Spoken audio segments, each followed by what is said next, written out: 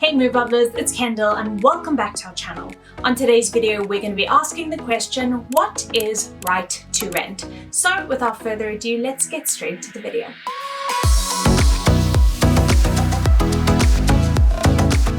Right to rent was introduced in 2014 as part of the Immigration Act and went live in 2016. It is something that landlords and renters need to pay attention to as there are implications involved in the act. So if you are unsure of what right to rent is, then don't worry because we're going to be breaking it down for you in this video. We're going to find out exactly what right to rent is and how it affects your renting rights as a renter in the UK.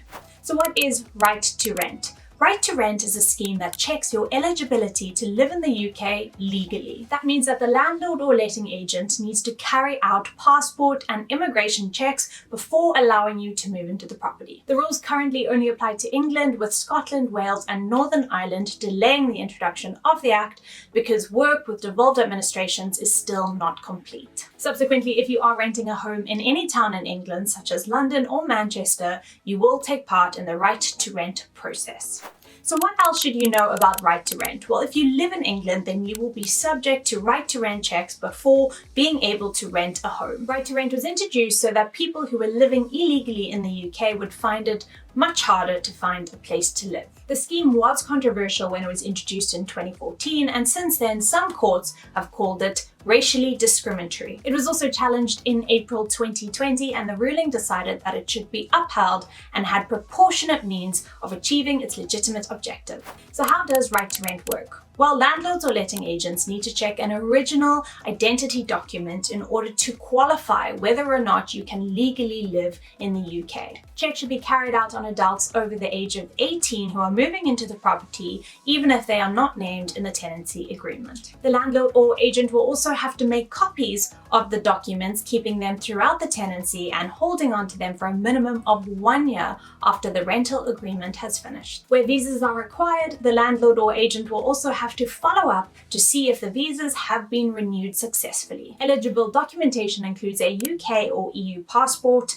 a permanent residence card, or a travel document stating indefinite leave to remain in the UK. All checks need to be done face-to-face and documents need to be returned. All checks need to be done within 28 days of the tenancy commencing. What about overseas renters? Well, if you are a renter moving from overseas, the landlord can supply you with a tenancy in principle, with you providing the required ID upon arrival. However, if you are unable to provide acceptable documentation upon arrival, then you will not be able to rent a property in England.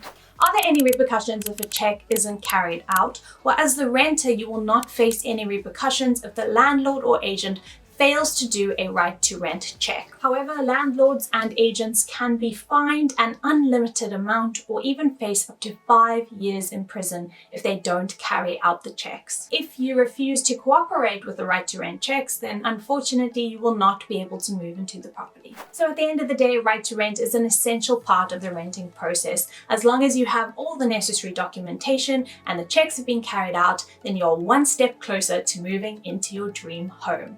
If you guys are looking for some new properties, then don't forget to head on over to the Movebubble app where you can find some brilliant property video walkthroughs and plenty of renting information. Also, if you liked today's video, then don't forget to give us a like and subscribe to our channel if you want to see more. Let us know your thoughts in the comment section below as well. We always love to hear what you guys have to say.